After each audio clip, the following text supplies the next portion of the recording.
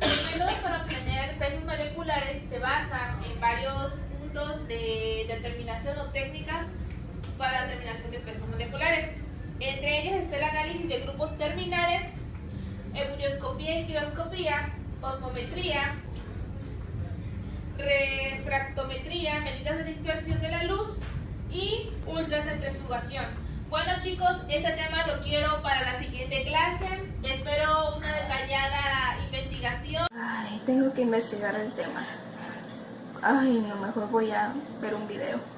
En este video se explicarán los diversos métodos que existen para la determinación del peso molecular de los polímeros, siendo alguno de estos ebullioscopía, osmometría, refractometría, además de conocer sus limitaciones, las leyes en que se basan y su comportamiento. Para iniciar, comenzaremos hablando de los análisis de grupos terminales. Mientras que inicialmente no fue posible determinar los grupos terminales de un polímero, hoy en día se dispone de métodos apropiados para la identificación y el análisis cuantitativo de los grupos terminales de los polímeros lineales, como por ejemplo el del nylon. Los grupos aminoterminales del nylon disuelto en M-crisol se determinan fácilmente por valoración con una disolución de ácido perclórico metanólico. La sensibilidad de este método disminuye cuando aumenta el peso molecular de los polímeros. El uso de este método se limita a un polímero con peso molecular menor a 20.000 aproximadamente. Otros grupos que se pueden valorar son el hidroxilo, el carboxilo en poliésteres y el epoxi. El siguiente tema es ebullioscopía y crioscopía. Estos métodos están basados en la ley de Raoult. Se parecen a los que se usan para los compuestos clásicos de bajo peso molecular y dependen de la sensibilidad de la termometría que está disponible. La ebullioscopía es la determinación del punto de ebullición de un líquido que se haya disuelta en una sustancia.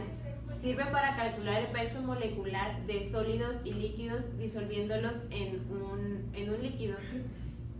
La crioscopía es el proceso usado para la determinación de los puntos de congelación reducidos producidos en el líquido por sustancias disueltas para determinar los pesos moleculares de los solutos.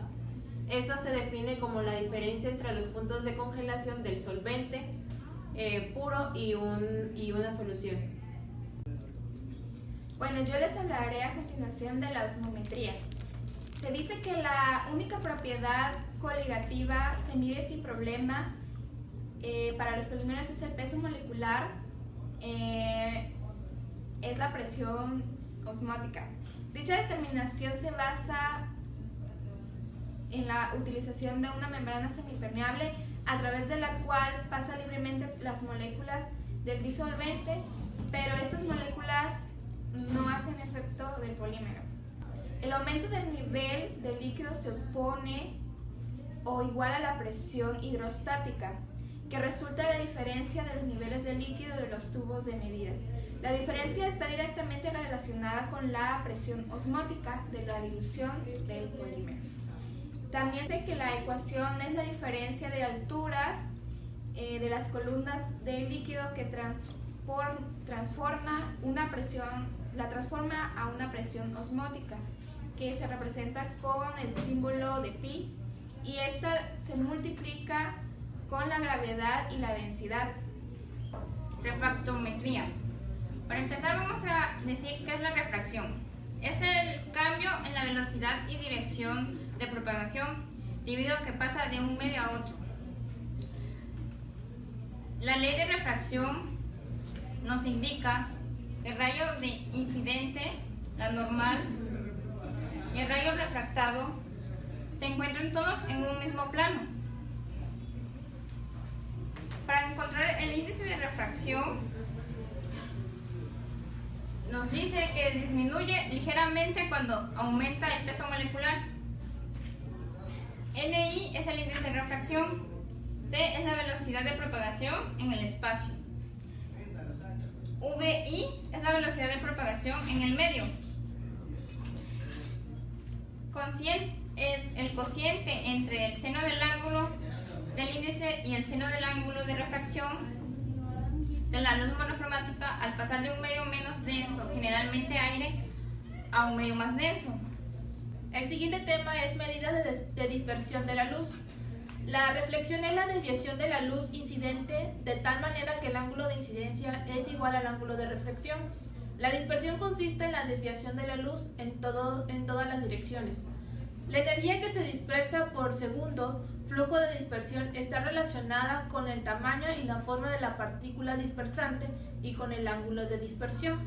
La medida de la dispersión de la luz de las moléculas de los polímeros en solución es una técnica ampliamente utilizada para la determinación de valores absolutos de la masa molecular. Este método se basa en la heterogeneidad óptica de las disoluciones de polímeros. Fue desarrollado por el Premio Nobel de Peter Debye en 1944. Siguiendo con el tema de dispersión de la luz, estas investigaciones se ampliarán a los líquidos por Einstein y Minkowski en 1908. Se vuelve a emitir la energía de la luz produciendo turbidez, que es un efecto Tyndall. En lugar de ondas luminosas pueden utilizarse otras fuentes de energía como los rayos X o el rayo láser. La cantidad total de luz dispersa se deduce a partir de la disminución de la intensidad del rayo de luz incidente al pasar a través de una muestra de polímeros. Ahora voy a continuar hablando con el tema de la ultracentrifugación. ¿A qué nos referimos con esto? Es un proceso común en microbiología y citología, usado para separar ciertos orgánulos de su respectiva célula para un análisis de partes específicas de las células. La energía cinética de las moléculas de disolventes es mucho mayor que la fuerza de sedimentación. Las moléculas de los polímeros se hallan en las suspensiones, en las soluciones. Sin embargo, este campo gravitacional permite el movimiento Briggs-Zack, aumentando la fuerza por medio de centrífugas elevadas como las que se originan en la ultracentrifugación.